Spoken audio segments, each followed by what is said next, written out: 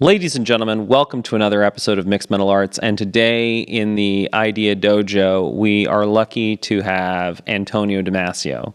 Now, if there's a set of words that I've said more in the last 300 plus episodes of this podcast than Descartes' error, I don't know what they are. So this is honestly a pretty landmark moment in the podcast to be able to finally sit down with Antonio Damasio and talk directly with Bryan to the man whose work has honestly changed my life. Ladies and gentlemen, we're here at USC at the Neuroscience, Institute. Brain Creativity Institute. Yes, with the great professor and Dr. Antonio Damasio from Portugal. You don't have a Portuguese accent. Otherwise known as the Mick Jagger of neuroscience, by his own admission. You wrote Descartes' it was actually a Texas headline. Oh, was it really? I think it was from Dallas. There was a review. Right. And since you wanted me to be the Marlon Brando, by all means, let's have Marlon Brando and Mick Jagger. Yeah, because I said Brando, he speaks, Professor Damasio speaks in a very sort of low voice, and he makes you reach, as Brando did when he mumbled. So I called him the Brando of neuroscience, and now he's saying I'm the Mick Jagger. Go on. Yeah. It's very good because you also lowered your voice as you talked about Marlon Brando. Yes. That's good. Yes. You're getting acting notes. Why did they call you the Mick Jagger of neuroscience? I don't know. There's no reason. All right. Forget it. He doesn't look like Mick Jagger or anything else. No. But I will say there's a difference between you and Mick Jagger. And that is that Mick Jagger hasn't written a new song in 30 years. The Rolling Stones are a cover band of themselves, okay? And they're still riding on those laurels. So, I'm done with them. You, on the other hand, have written an original book. This book, The Strange Order of Things, is such an ambitious work. I was sitting there reading it, and I went, this guy, whoever this dude is, I mean, I'm serious. He has decided to. And I want to just start this interview because it's very difficult to figure out even how to get into this. Because in the book, what's new and original, and we do a lot of reading, is the idea that bacteria and even insects, to an extent, under certain circumstances, have their own culture. Right. If you define it as essentially, there's almost an ethical code among bacteria. Bacteria that's not pulling its weight gets kicked out. Right. There's an all-out war with bacteria. Sometimes bacteria cooperate with each other, whatever the case. Right. And you use the word homeostasis in every chapter over and over again. Mm-hmm. And I always thought of homeostasis as balance. Mm-hmm. But it's not. Right.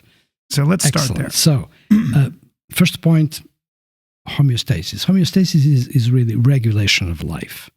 And it sounds like it's a bad word, by the way.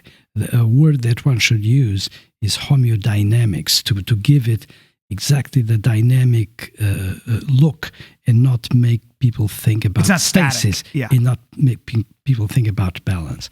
But it is really the set of principles, imperatives that regulate all life. Whether it is the life of a single-cell organism or our lives, which are obviously very complicated. And it is very important. It's there from the get-go. So when you think about the first, obviously, single-cell organisms that appeared 3.9 billion years ago, they already were being run by homeostasis. If it hadn't been for homeostasis, they would not have stayed alive. So it's the thing that makes you persist, that the thing that makes you continue, makes you and whatever creature it is. All creatures are run by this principle. Can I ask you, though, to make it, and I want to dumb it down even further. Yeah. In Thoreau in, I think it was Walden, said that I need enough shelter and enough food only so that I can keep my body temperature at a certain degree. And that's the most comfortable. So I guess whatever that might be, it requires a certain amount of shelter, sleep, water, and food. Absolutely. And once my body temperature is at that degree, would that be a good way of looking at homeostasis? It's a perfectly fine one. I mean, there are many ways of looking at it. For example, finding energy to maintain your organism going is another way. But temperature is a perfect example. Temperature, for example, blood pressure.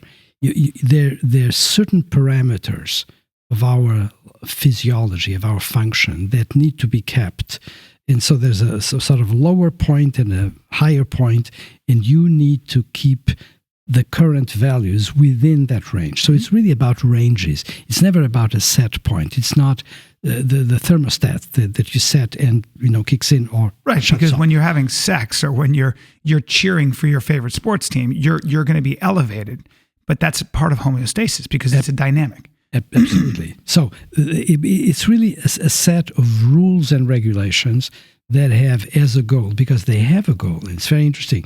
We normally are a little bit shy of talking about purpose and goals, because if you have a perspective of evolution, say Darwinian evolution, you want to avoid the idea that there was a creation that led things in a certain way. And the fundamental idea in Darwinian thinking is that the purposes were sort of discovered as things went along, and as certain kinds of routine, behavior, what have you, were selected because they were good. Well, it's a very important distinction you make, because we've often, and I have until this book, given credit, wisdom, culture, modes of behavior, ethics, morality. That has been the fundamental distinction between all life and human beings. Exactly. And that's the main thing that, well, there are a couple of, I think that there are about 7 important ideas in this book that I have defended. But that's a very important one. In other words, don't be so smug. Don't think that we creatures that are human have invented all this stuff, because in fact, the stuff has been invented before us. Even by single cell organisms. Exactly. And what I never say that bacteria have cultures. It's a little bit easier to say it for social insects, but I don't say that either. What they have is a number of strategies of social behavior that resemble the strategies that we use in cultures, in our cultures, human cultures. So if you have creatures that have certain strategies of cooperation or strategies of conflict, that was not invented by us. That's the way a multitude of organisms operate. For one reason, they need to fend for themselves, and given certain circumstances, they need to find the way of continuing, because otherwise the circumstances or others outside of that group are going to damage them and are going to make them perish. So nothing would work if it hadn't been for homeostasis. And one very important point in the book, which we can come back to, is the fact that homeostasis then gets represented in our minds. Once creatures have minds, which really means once creatures have brains, because you cannot have minds without brains, it gets represented in the form of feeling. And what we have, when we have well-being, we are, in fact, it's like getting a letter, like getting an email from our organism saying, everything is okay, don't do too much, we're fine.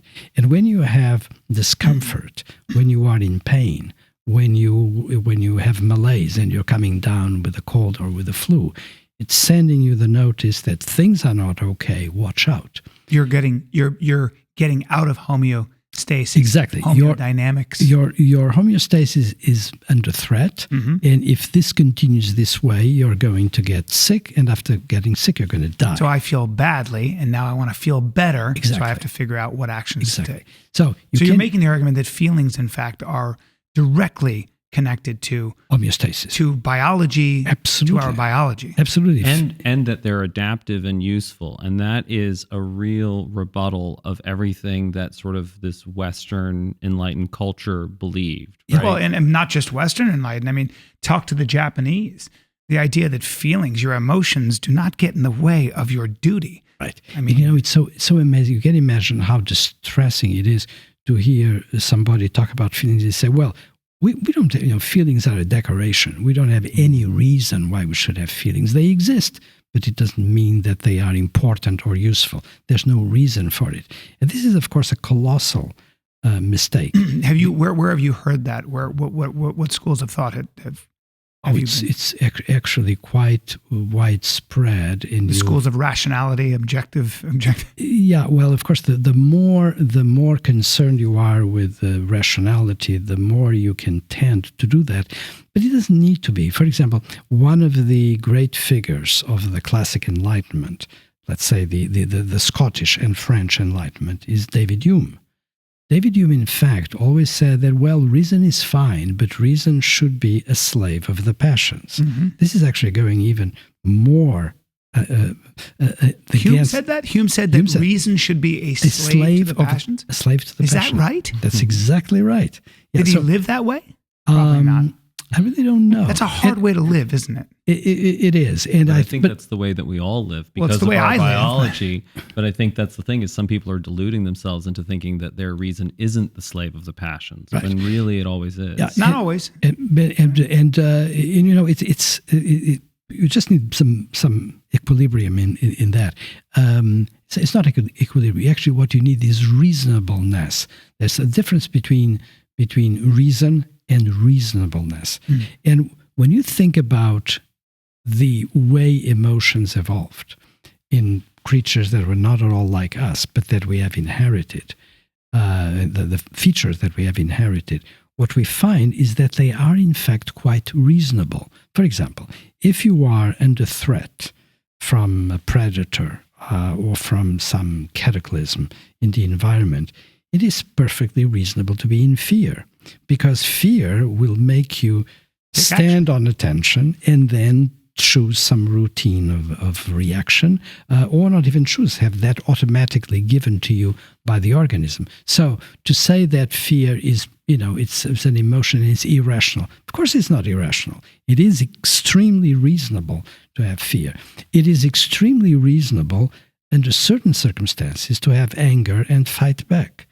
Of course, it reminded me of a great story of the Zen master who was, they came to kill him and he ran away. And his students said, "You ran away. I mean, you're a Zen master. You're the one who's supposed to not bat an eye as they chop you into 1,000 pieces." He said, "That makes no sense. They were there to kill me. I got afraid and I ran away. Yeah. And that's why I'm here today." Yeah, exactly. That's a reasonable approach. And it's interesting. If you look at anger, which is obviously something very interesting, because when people say, I always say, when people tell me, well, emotions really are bad, and look at all the troubles that we have in our society because people are too emotional. Well, give me a break. There are good emotions and bad emotions. To be grateful, to be compassionate, to love are not bad emotions. They're good emotions, and we better have more of it, not less. Mm. On the other hand, if you have contempt, if you have too much fear, and if you are too angry and you are in a rage, and if you are dead set on revenge, for example, which are all effects that come out of anger in general, then that's not good. But it doesn't mean that it was not good in times past in evolution for a variety of creatures, including for humans. Mm. If you are, when you're angry, you have sometimes the chance of fighting back and winning over your adversary. Sometimes just by frightening the adversary. You don't even need to fight the adversary. So it's not that anger is just an awful, stupid thing.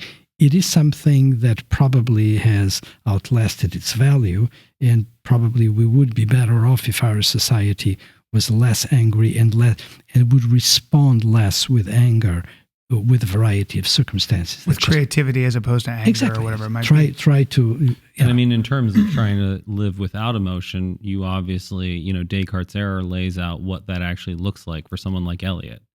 Very good. That's exactly the point, is that if you are shut down of the possibility of having emotions, you're also taking away a guidance of your behavior. Tell the story about Eliot. We would love to hear Eliot from your lips. Yeah, because people haven't read it. It's a very, very important and interesting. Yeah, it's a sort of emblem for a group of people, and there are, unfortunately, many people that have damage to certain structures of the frontal lobe, so it's part the front of our brain, And the when ventromedial prefrontal cortex. And that's even the more specific. You guys are so good. Come on, man. You got fans over here. Yeah, we're huge fans. Good.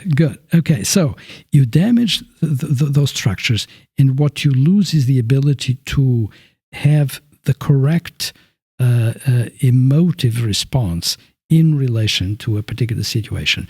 And what you're losing really is your ability to intuit what is coming next. So and you lose the ability to modulate your behavior. So you basically go flat. There's much less emotivity, sometimes none, or it has a very high threshold, which is something that also can happen. There are people that it's not that they lose the ability to emote, is that the threshold is so high that it really takes some catastrophe to feel anything. Exactly, to emote and to feel. And that's something, with you being smart and alert to a few things that I've done, this distinction between emotion and feeling is critical. And that's good for your viewers and listeners, is that when you emote, you have an action program. It's really like a concert.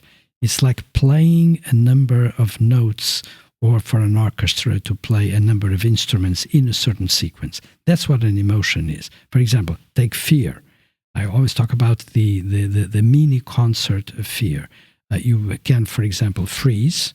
Your face changes. You have, for example, you lose blood that is coming into the face, and you get pale. You get contractions in your gut. You get a sort of a strangling of the airway. And then you do this in part under the control of a secretion of certain chemical molecules into the bloodstream that are orchestrating all this stuff. So it's not one thing, it's a slew of things that is happening very rapidly over time, and that is the emotion. And as the name implies, you have the root of movement, motion. It's really emotion towards the outside. But and that's the kind of thing that you can find even in very simple creatures that do not feel what they are going through. But we have the possibility of having not only the emotion, but also the experience of what is happening to us. So, it's unfortunate that the word is the same, but when you have the emotion fear, you have that collection of responses. When you have the feeling of fear, you have the experience, the mental experience of what it is to be in the state of fear. Wow, yeah. So you're kind of observing yourself. Exactly. So there's two things going on there. Exactly. And that's the entry into the world of consciousness. I am convinced actually the world of consciousness begins with feeling, because feeling without consciousness is an complete absurdity. I mean, why would it's the only way you become self-aware. Exactly. So you become the value of feeling, the value of the information that comes in feeling derives from the fact that you are conscious of it. You know that it's happening to you. So and usually what's happening to you, I've heard consciousness is not possible without the understanding that you are going to eventually die, that you are a limited organism, that there is an end to this game. I would question that. Really? Yeah. I think that's a derivation of the fact that you have consciousness. In fact, because you know about yourself, and you can also know about others, and because you have the knowledge of what life is like for you and for others, and you can observe, and you have a lot of knowledge, in fact, then you can predict, and you can see quite obviously that that there's a decline and that you're going to die. But it's not that knowledge of dying that is giving you the consciousness. What is giving you the consciousness is a very complex biological process that is allowing you to be aware of what is going on in the interior of your body, and placing all of that in the perspective of what you have in the world. Do animals have this? Did apes have it?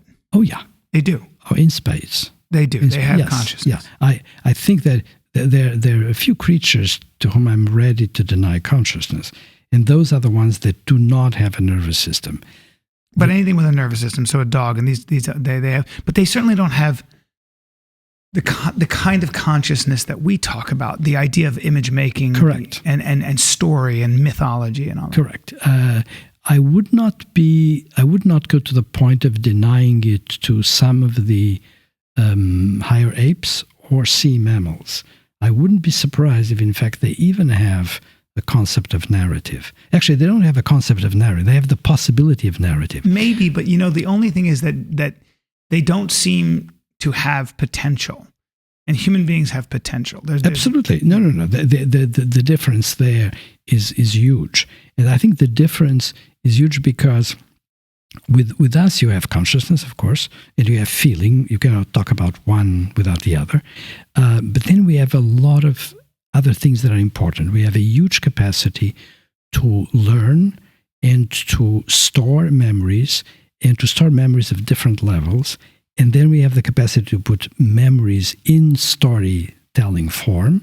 We can tell stories to ourselves. Pass those on, download those. Absolutely. And we also have the possibility of relating all of those memories to feeling states.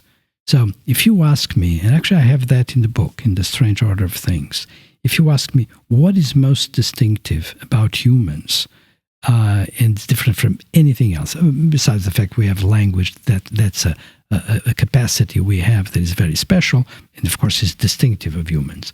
But sometimes people ask questions like this, or say, well, you're finding so much commonality among living things that what's left for humans? Why are we so special? And I say, well, we're special in many ways. For example, the degree to which we have been able to create cultures is, of course, very special.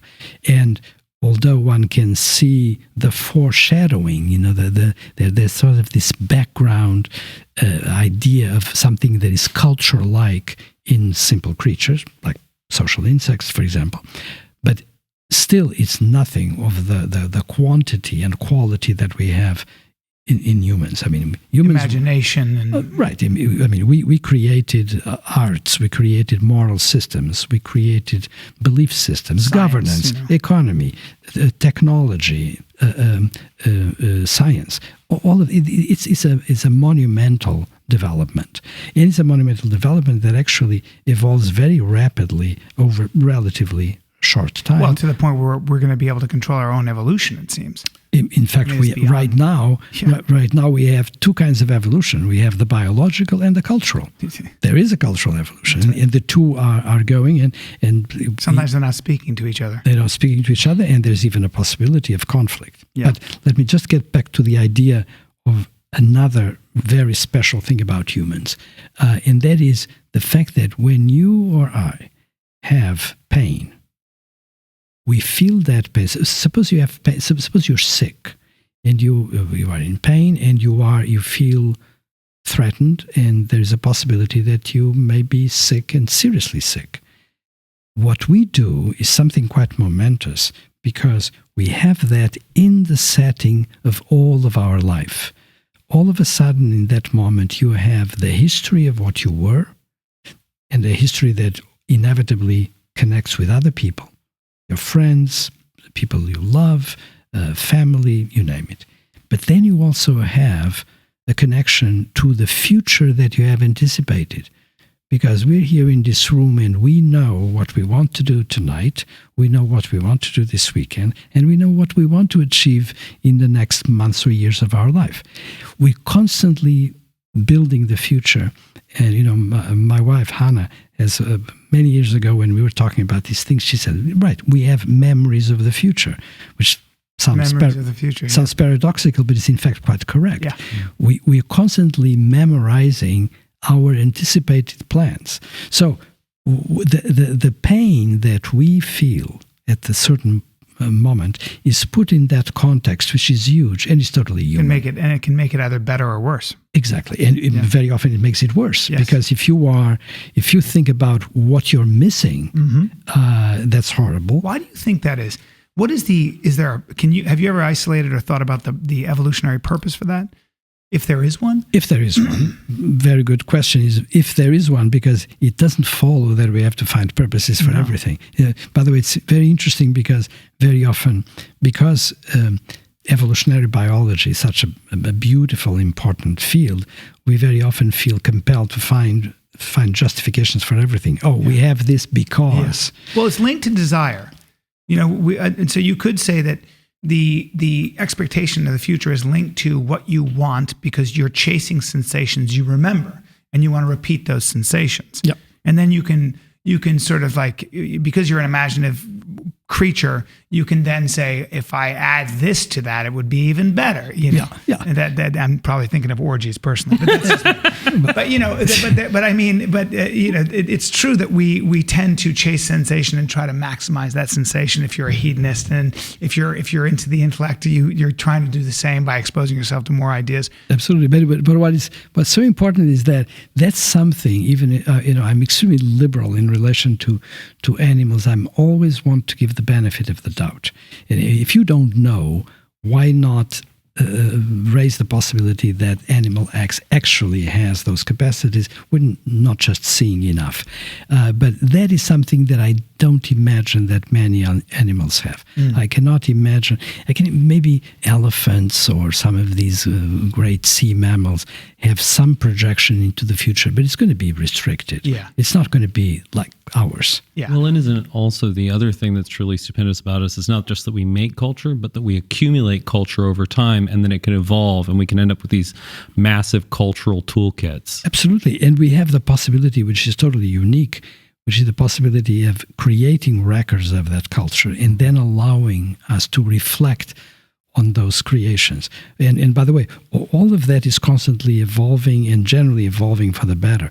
Because, for example, once you invented writing, you had not only to depend on an oral transmission of ideas, like, say, Homer wrote, but the entire stuff had to be maintained by actors that would recite it for new generations. We can put it all in stone or in emails, and we can consult it. And that expands our abilities because you can reflect on the stuff and you can modify, you can have dialogues with the cultural products. We have dialogues with the scientists that came before us, or with a novelist, or with a filmmaker that has done something quite spectacular on which we can reflect. And we can also create heuristics. And one of the heuristics that I care about... Explain to our audience what heuristics a heuristic is just a rule of thumb. Proverbs are in essence a heuristic, right? They're little sayings that we use to groom each other and also to make decisions, to go one way or the other. Absolutely. And one of the most important heuristics that we use in mixed mental arts is Descartes' error. Because it is, constantly we make this assumption that somehow we can escape our emotions, right? That we're rational creatures. Yeah. Don't be emotional. How am I supposed to not be emotional? It's literally impossible. But then that raises another question I wanted to ask you about. Do you believe in free will? Yes, You do? Oh, I do. Because Sam Harris was talking about... I'm sure you look up to him. Sam Harris was talking about how he doesn't believe in free will, and I'm not bashing Sam Harris. I like him. I listen to his podcast, but I'm just kidding because he's a neuroscientist and you are too. Of course, no.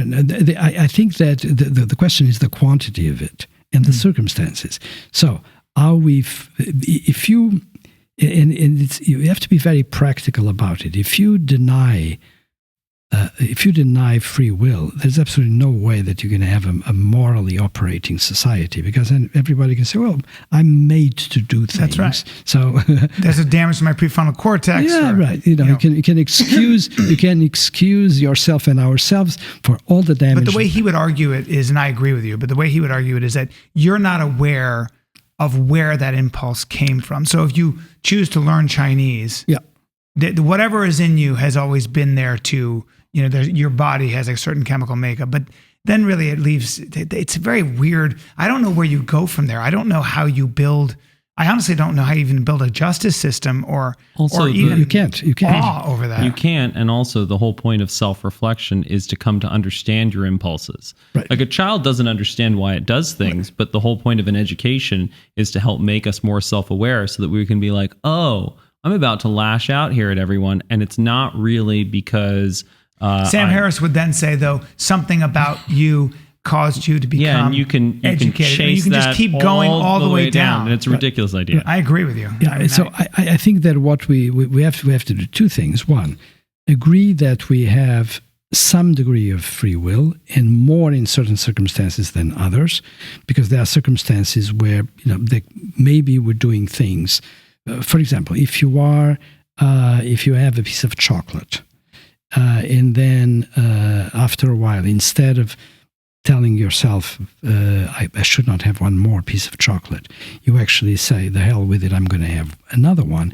You can say, well, you're not really free to say no, because the first piece of chocolate released so much dopamine that made you desire the next one. Okay, that's true. Yeah. But if you just forget about free will, you will have no way of trying to better yourself and, in fact, achieve some control over that particular behavior. And we can do that all the time. And the only way we can behave humanly towards others is by insisting on generating and educating a growing measure of free will, even if it's perfectly fine to say at the get-go you probably don't have much of it, but that's what education is all about. Exactly. Education, civilization is better than education. The civilization project is a project about controlling the modicum of free will that we have been allotted. And essentially actually redefining the parameters of the homeodynamics. Yeah. So that instead of our parameters incorporating violence and murder and all of these sorts of things, that we're narrowing the parameters and we're saying, okay, you're angry. What do you do with that anger? Yeah. Rather than shouting or screaming or killing someone, let's try and understand what those feelings are about and see if we can do something. By the way, Steven Pinker in his new book talks about, that we are becoming more civilized. We are becoming less violent and less impulsive, maybe even. You could even say that. The fact of the matter is these things we've learned from our mistakes to an extent. Absolutely. And it's undeniable. And we have, the civilization project is actually a very interesting one. And it's constantly being remade. But we need to endorse it very, very seriously, or we're in great big trouble.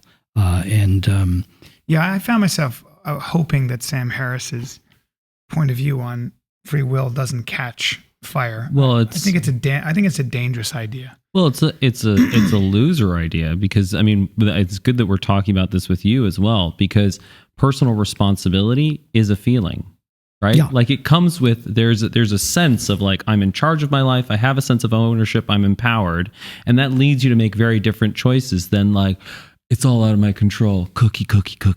Well, Sam, like the way you use homeostasis all the time, Sam Harris uses the word rational or rationally or rationality every other sentence. Interesting. He's a rational fundamentalist. Right, and it's interesting. A lot of those choices.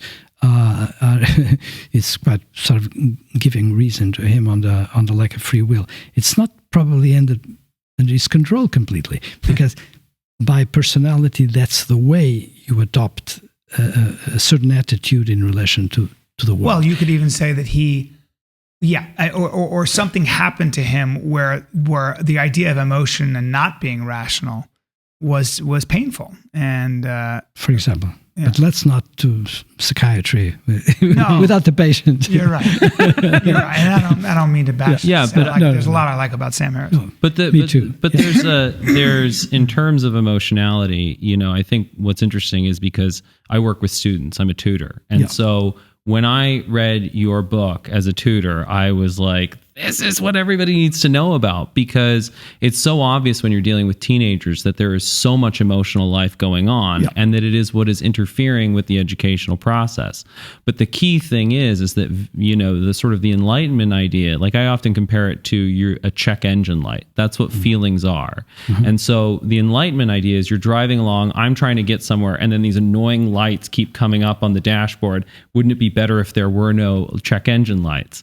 As opposed to the approach that I think emerges from understanding your work is, oh, that check engine light is on. It's telling me something useful. Let me try and understand what that feedback is and adjust accordingly. Right.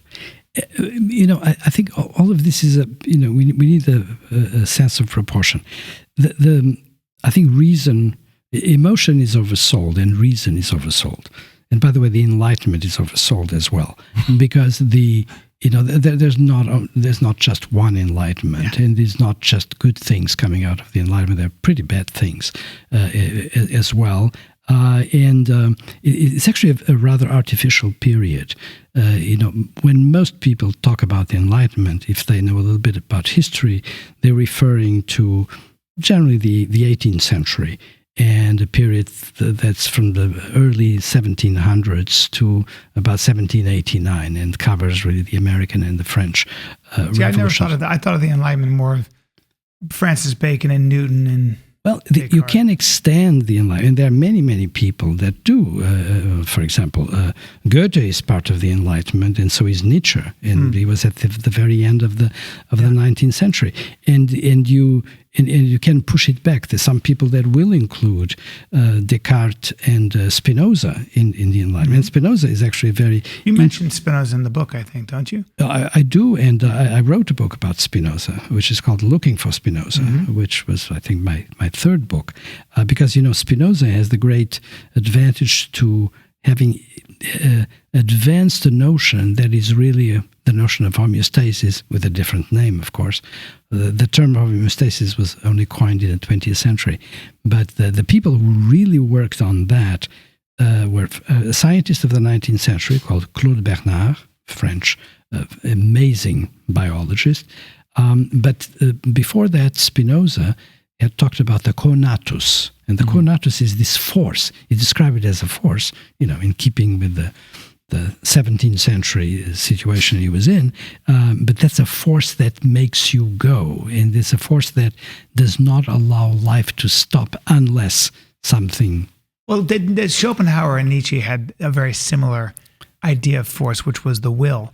The will to, Schopenhauer was really cynical. There was the idea that you had a will to procreate, and essentially that required some eating, and that would never go away. You'd be hungry again. You'd want sex again.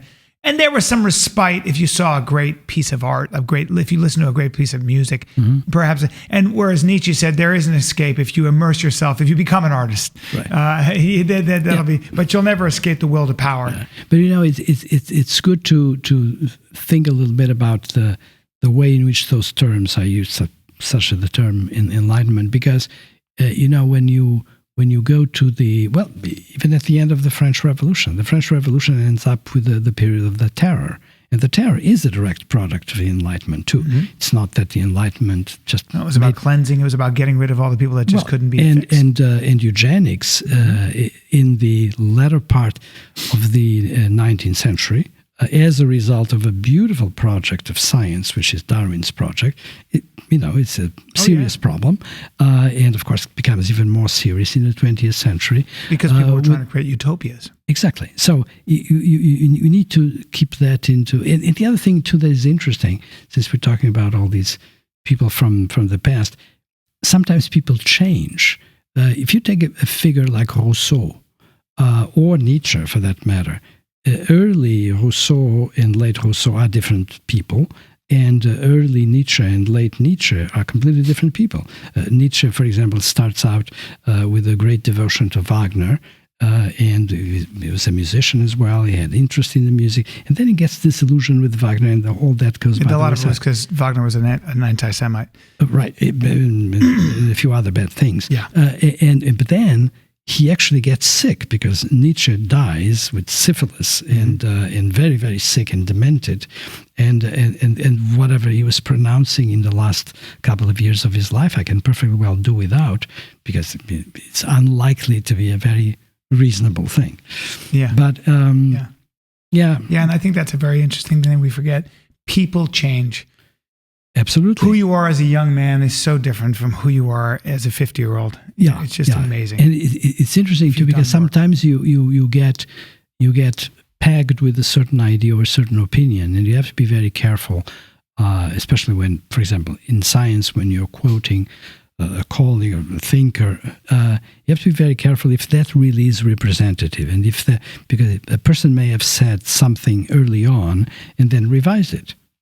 It's a good thing. I mean, we change. Yeah. But let me ask also, you. I mean, sometimes what happens in science is that people get pegged successfully with an idea early on, and then they can't let go of it. Exactly. Because that's their whole dignity, that's their whole being, that's their whole shtick. Yeah, and you have to keep on defending it and changing things so that it still holds. Yeah. You know, when I started this interview, I said that your book is very ambitious because you really do take on everything from consciousness to image making to, I mean, everything. You have hope and love and all the things that, because my rebuttal would always be to scientists. I always say things like, listen, there's a role for religion. I'm not a very religious person, but inspiration, it creates inspiration. It causes us to self-sacrifice, to martyr ourselves. And, our heroes go beyond our biology and we hold those people up in such high regard. But you do take on all of those ideas and all those sort of, in this notion of homeostasis. And you see, for example, I project the notion of homeostasis into the making of cultures, because in fact, that's what making of cultures is an attempt at homeostasis. The principle is the same. And these things generally work by simple principles, and then, of course, you create many complicated things out of the use of the principle. But what are things like science and technology or governance but means for homeostasis? Yeah, you need to. And that's why you use the. I thought the title of the book, "The Strange Order of Things," was great. It still leaves us with a bit of a mystery. And that is that there is order, and I suppose we'll never answer why. But do you, as somebody who took on this insane task, I mean, it really, honestly, the amount of mental energy and frankly, even courage to buckle down on this idea. And it's a very, very compelling idea. I mean, it honestly is.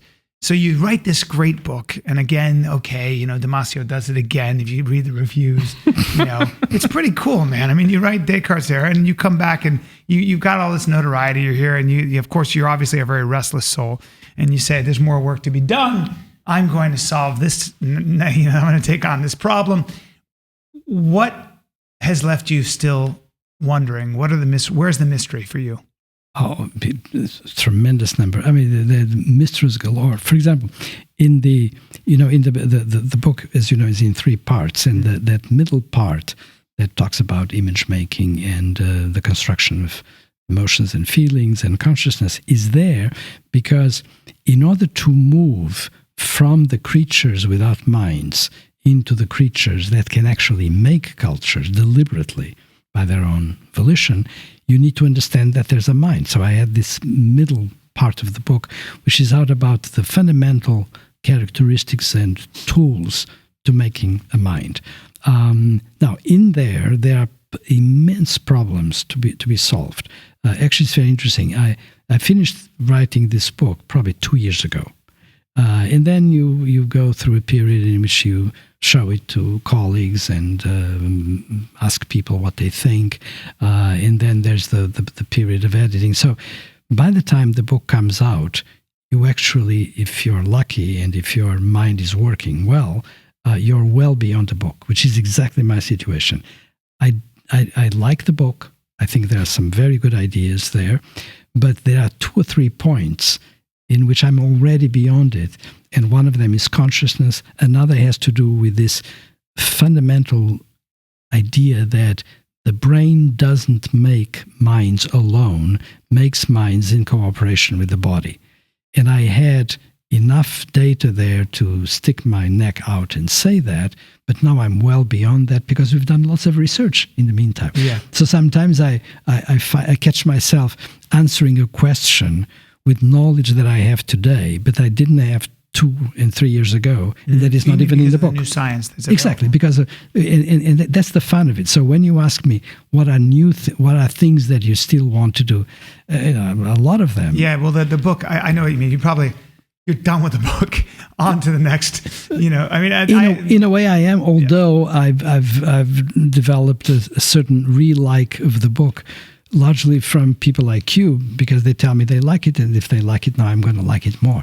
Well, isn't that the greatest? Isn't that great? Yeah. What is all of this, by the way, is not done with reason. It's done with feelings. Of course, it's done with feelings. How do you think I feel when I have a guy from Sweden? I'm a stand-up comic, and I had a guy from Sweden come up to me in a bar the other day, and he said, I have you on my screensaver, and he started reciting my jokes. I mean, come on. And I've thrown those away, of course. Now I'm on to the next. But I said, I forgot about that joke. That's a great joke. That's a great joke. I love that joke again. Let's go for it. And you probably don't have a point of view on this, or maybe you do. When you hear about the great Tibetan monks who meditate and they expand their consciousness when they reach enlightenment. Yeah. I wonder now as I read your book. That's another use of the word enlightenment. It is. I wonder if when I read your book, it's maybe they've just learned how to maintain homeostasis, even if the temperature is too cold or hot, and even if there isn't enough food in their belly. They've learned to sort of like bypass all of those appetitic needs. I don't know. You're quite right. The great part of the control that happens there is a control of your physiology, and you can learn to do it. I wish I could master it. Is any of you a great meditator, deep meditator? No, of course not. You guys are too much fun for that. Yeah. I always remember Nietzsche said, turn your life into a circus. The 7 deadly sins, come on. Pride just means self-esteem. What's wrong with lust? It drives a man. But there is a way of controlling what you attend to, and it's basically, from what I understand of the process, and I have several friends that are deep meditators and tell me these great stories, it's a way of not really paying attention to desire and shutting down desire so that you can go along with a certain degree of equanimity or indifference. Well, or to realize desire is an illusion. It is true that we are always driven by desire. Yeah. And it's the cruel master. You're not getting away from it. We all want more. Yeah. And to try to convince people to do things on the basis of rationality alone is a lost project, because it's very interesting. Even very rational people that say, no, we're going to do this because that's the right thing. Okay. But how do you get people to do the right thing just by imposition of reason? If we could do that, we would have a wonderful world. Yeah, I think you use the crucial word there, imposition. Imposition. Because always what I find with these rational thinkers is what's being really said is, I know what's best for you. I've figured out the rules. You should behave as I want. And the point is that people often have, we had Thaddeus Russell on, historian, and he's always said that truth has always been the great tool of the authoritarian. Yeah, and it's very interesting, because from a point of view of human behavior, we resist all the more things that we are being imposed to do. So if I go and tell you, no, you should not believe that, you should believe X, and I give you all the reasons, and even if you accept the reasons, you're going to resist the reasons, that you're going to resist changing. You really retrench into your home position, and you don't want to give in. And of course, that again, temperaments, with different temperaments, people may be more flexible and more open to change. But temperament is, what temperament is? Temperament is about the way we deploy emotions in relation to situations of the day-to-day. When people talk about a temperament, when people say, so-and-so does not have the temperament of a leader, what that means is that person is probably, fires off very easily once provoked, and responds too much at an emotional level. Whereas some people may have a temperament that allows them to be calmer and not have a threshold of response that is higher. But the entire thing is permeated by emotion. And of course, why shouldn't it be? Just look at our situation. We have about, let's say, 4 billion years of life on Earth. How many of those years have creatures had nervous systems? About 500 million years. It's really a pittance. there's a little bit of time in which creatures have been operating with a coordinating system. You obviously don't believe in the Garden of Eden, Dr. Damasio. I thought we This were talking. podcast is over. This Christian podcast is over. I am offended. Somebody's going to hell. He might write great books, but somebody's going to hell. Me.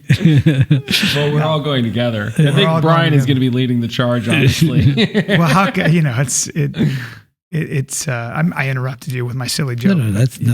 But I had to. It was timely. It was timely. But only It was time for only for the last 500 million years have organisms had nervous systems. Nervous system. And nervous systems really have a very good cause, and the cause is coordination. You see, if you have a system that is very small, and you have all of these different things operating in it, they can be coordinated easily because it's small. You have a cell, you have a membrane, it can work. But if you have a system like us, or even simpler than us, with different organs, different components, different tissues, and you have things like an endocrine system and an immune system, you have circulation because you need to deliver energy to different points and do it rapidly, and you need to collect wastes very rapidly as well, is what I call the combination of the Amazon and the garbage collection. The circulation is an absolutely amazing system. Yeah, it really but to coordinate all this, you need another agency. That's the nervous system. But the nervous system begins its days as a coordinator of operations of the body, is a servant to the body. And this is what people don't get. People want the nervous system to be in this pedestal. The nervous system runs things. Well, to a certain extent, it runs things because now we have the mind and all of these beautiful new novelties. But in the end, the reason for the nervous system is coordination. Is allowing the conductor of the symphony. Is a conductor of the symphony, exactly, and in that way is a servant to the show. Yeah, and well, it's so funny that you talk this way, because even in mythology, there's a conductor. There's an central nervous system to the Greek gods. I mean, it's fate, and in the Upanishads, it's Atman. In a way, there's always a governor. There's always a governing. Even with quantum physicists like our friend Spiros Mihalakis out of Caltech. He solved Hall's theorem. Is that what he solved? Yeah, well, it was something like that. A specific thing about But the Hall, idea that because electrons can speak to each other, even though they're light years away, and they behave and they communicate somehow, there must be a conductor. There must be, even in inert matter, or not inert, whatever the word is, inorganic matter. There seems to be a mathematical way to prove that there's some kind of a conductor. Yeah. It's really a coordinator that can look at multiple functions at the same time and bring them, sort of align them. But it's so that stuff always, then I have to keep extrapolating. I have to keep saying, what the hell is really going on here? Who the hell is looking down on all of this? I'm not talking about God. I'm talking about, I don't know what it is. I mean, there's got to be a higher intelligence. There is a strange order to things. And that order must have some purpose. So If you read carefully, very discreetly in a couple of points in the book, I make clear that I say, actually, I think it's towards it's Talmudic numerology, right? No. Okay. Sorry. Dr. Damasio, the Kabbalist, the secret Kabbalist. Wait, is that a red string on your wrist? But if you read carefully. So if you read carefully, which you did, you'll find that I'm trying to be modest, and I am actually very modest, because when you look at the complexity that you're dealing with, and when you look at what we can reasonably explain, it's actually pretty small. It depends. Again, the issue of temperament. Is the glass half full or half empty?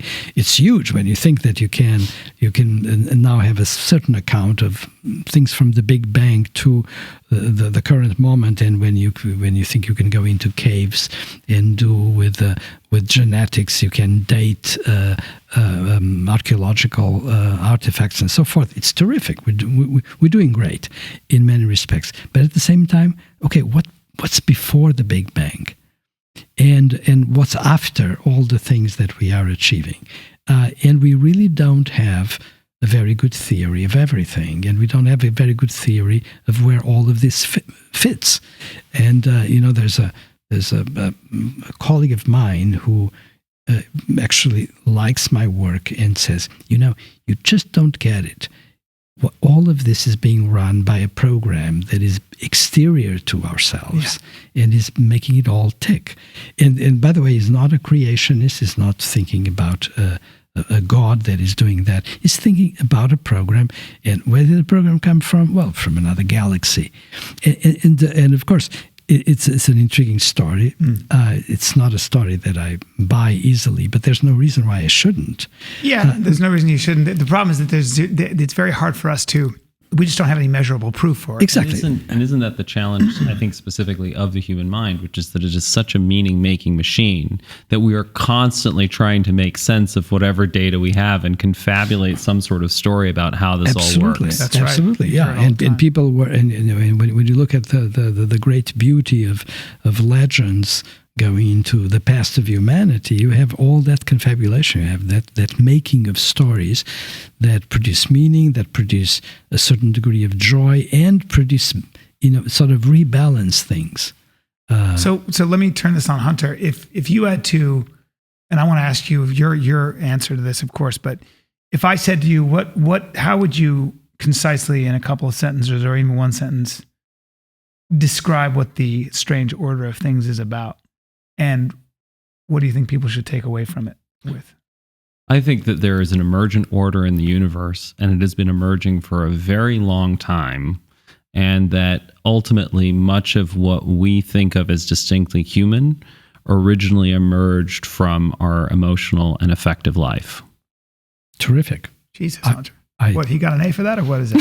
Oh, yeah. You're used to Come getting on, grades. Yeah, and then you can full stop paragraph. And by the way, all of this is rooted in homeostasis, which goes back even further to the very beginning of life. And I think the second paragraph is shorter than the first. No, and I want an A+, so I want to append that to my answer and then resubmit a second draft. Absolutely. Yeah. And but the thing that I kept on, like there's all this interesting science, like the strange order of things.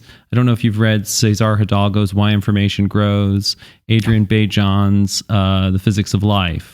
But there is all this work that is, and what I love about your work, and what I've loved about your work for a very long time, is that you erase imaginary lines. The imaginary line between thinking and feeling, the imaginary line between the mind and the body, and the imaginary line between humans and animals.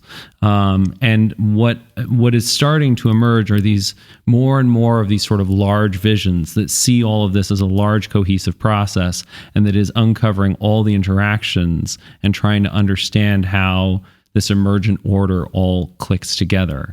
Right. I'm glad you see it that way, because that's exactly how I think / feel. Dr. Damasio, we thank you for your time. It's terrific. You guys are the best. Yeah, well, you are, and the amount of work that it's very admirable. Can I ask you one last question? Sure. So one thing that I think is so interesting is that you are from Portugal.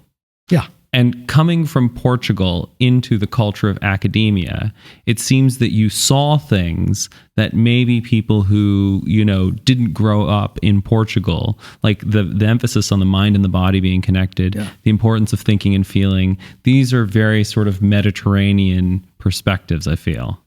I think you may have a point there. Now, of course, I came to this country, which I admired profoundly, very early. First of all, I had great contact with American culture since I was a kid. I think everybody does in Europe, in the more advanced part of Europe. Everybody has, especially through movies and literature. There's a huge imprint of American culture. But I came here when I was 21, the first time, and in essence, I never left. So most of my life, I have spent more time as an American citizen than as a Portuguese citizen. But I'm still very Portuguese, which really means I'm still very European in the central sense of the term. And my culture is very much also a French culture, and that means there are connections to Spain and to Italy and to England. That was my culture growing up. The thing that probably influences me the most is actually Portuguese poetry. Portuguese poetry is spectacular and extremely rich. At a certain point, you were talking about all the expressions that we create, for example, sayings, in order to give meaning. One day I'm going to write a book about Portuguese sayings, the wisdom that is captured in a little saying. They're sayings for everything. There's no situation that may not evoke a saying, and somebody will tell you. It's all of a sudden. Something just came to my mind that is a long Portuguese saying that exemplifies that, and that has an influence. And there's a sort of the wisdom of certain poets. For example, have you ever heard of a poet called Fernando Pessoa? No. You have to know about Fernando Pessoa. Pessoa, by the way, is very funny because that's his real name. It means person. Person, exactly. So Fernando Pessoa was an amazing Portuguese poet that as a kid, he learned Portuguese and English. His father was a Portuguese consul in Durban. And so he actually grew up after maybe age 9 or so in an English culture in South Africa.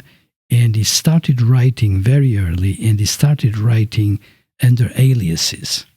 So imagine this beautiful situation. The guy was writing as Fernando Pessoa, but was inventing people that would write in a particular manner.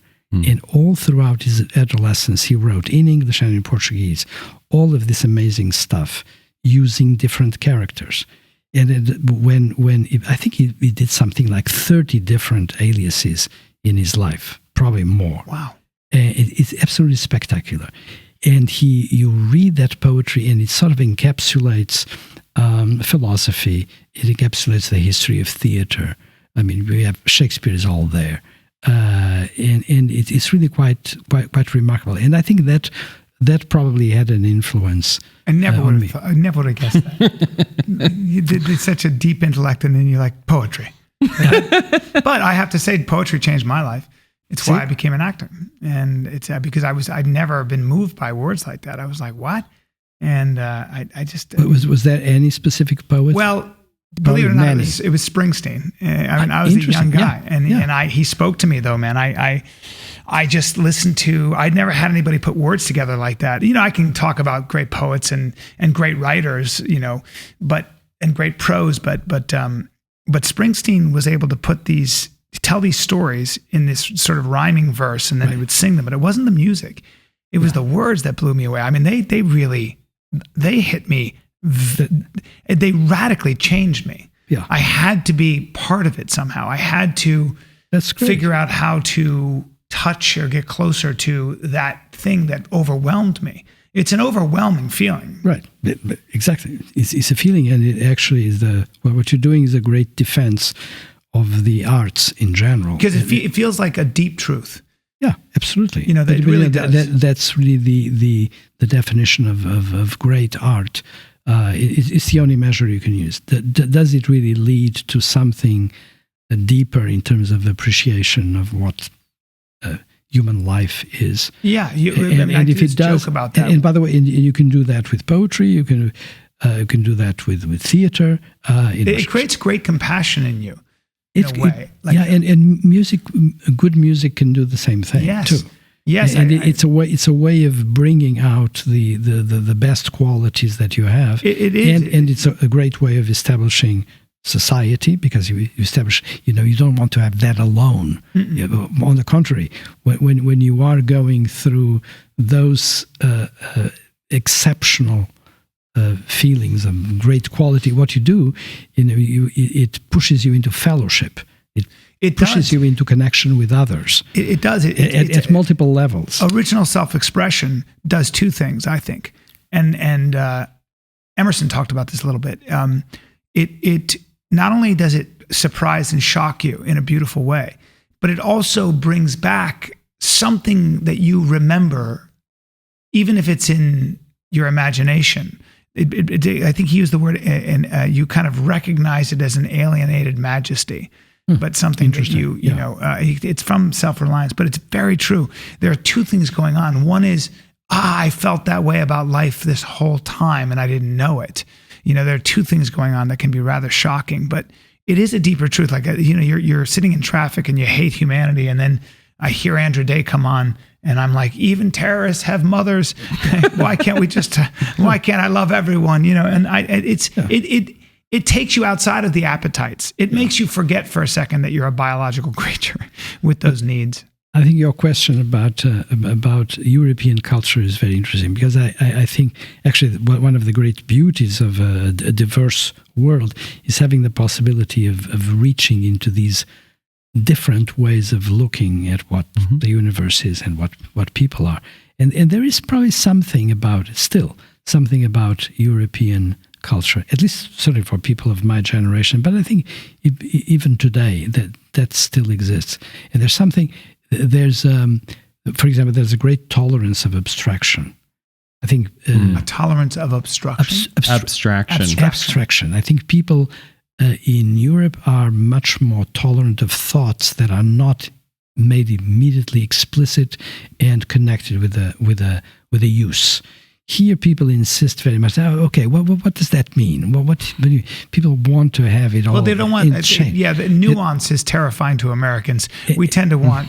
It's intention only without nuance and. Give me the lowdown on that. Yes, we want to distill things. And also, Richard Nisbet, who wrote The Geography of Thought and studied the difference between the atomistic and holistic mindsets. You know, one of the interesting points that he makes in that book is that all the grand theories came from continental Europeans, because Americans had no tolerance for anything that large, abstract, and cohesive. So you end up with, you know, the American mind comes up with things like behaviorism. It's very simple. Right. There's cause and effect. Right. Yeah. And so and you create camps. You either believe that the genders are exactly equal or that there are some biological differences, but you better believe they're exactly equal. And if there are biological differences, we're not going to talk about those. Because it may be that, men are more aggressive in general, but why talk about it? Why bring it up? It's not important right now, and you're getting in the way. And by the way, women make $9 less than men do on average, so fuck off. Like, okay, So it's not a surprise to me that somebody with, even my father also left Europe at a very young age, but many of those habits of thought and those possibilities stayed on. And I mean, I never heard that, but that's a really interesting point. And I think to sort of button all of that up, like what art does is it disturbs homeostasis. Mm-hmm. That's what artists have always done. You tell a story, you sing a song, you write a poem, you make a painting, and the order of things is upended. I'd say it brings you into deep homeostasis. Well, it can do both. It does after a while. But I think Hunter is right. So when you all emotion disturbs homeostasis, and then you need to see you have two levels of feeling. You have a feeling that is very direct and that looks at the state of your body, and that's what I call spontaneous or homeostatic feeling. So pain, well-being, suffering, things of that sort. By the way, thirst, hunger, desire, sexual desire, all of those are fundamental homeostatic feelings. And then you have this layer that is emotive. So you do something that makes me laugh and I feel well. Why do I feel well? You've just you jittered my homeostatic state. And then it gets disturbed in a good direction. And in fact, you could say that you elevate the level of homeostasis for a while, and then it settles. All of these things are like waves. So I like to say that emotional feelings ride on the waves of fundamental spontaneous feelings. So you constantly have this process of disturbance and then quietening down. And by the way, music ends up being such a good analogy for what goes on in the emotional and feeling states, precisely because you have, for a certain period, you have these waves of sound with certain features that can, in fact, represent emotive and feeling states. And this one is a great language because, of course, you have lyrics, which is something that comes from the Greeks and then reappears in opera in Florence and Venice. But by and large, music can be played without lyrics, can be played without words, and it does the job perfectly fine. With one instrument, like the human voice, or many, like in an orchestra. I love it. Okay. What a great interview. What a great time. You are always welcome back. You're welcome to dinner with us sometime. We'll surround you with a bunch of comics. It'll probably make you laugh, but you won't learn a goddamn thing. I hope that's all right. So, but I'm delighted to know about you. So you're also very welcome back. Thank you, sir. We would love that. Yeah, thank you. I was noticing how quiet it is in this room, in this hall. That's because you're with the Marlon Brando of science. The Mick Jagger of neuroscience. Yeah. Well, he's in front of a Steinway. Do you play the piano? Yeah. You do? Badly. Don't ask, please. Be merciful. Exactly. Well, ladies and gentlemen, that was another episode of Mixed Mental Arts. Thank you, sir. Thank you. Great time. My pleasure. Muito obrigado. O meu prazer.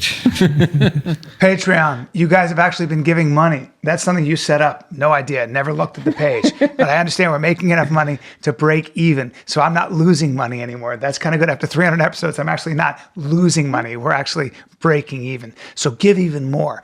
It doesn't matter. Every little bit helps. $1,000, $6,000, even $10,000. And if you don't, well, you're cheap.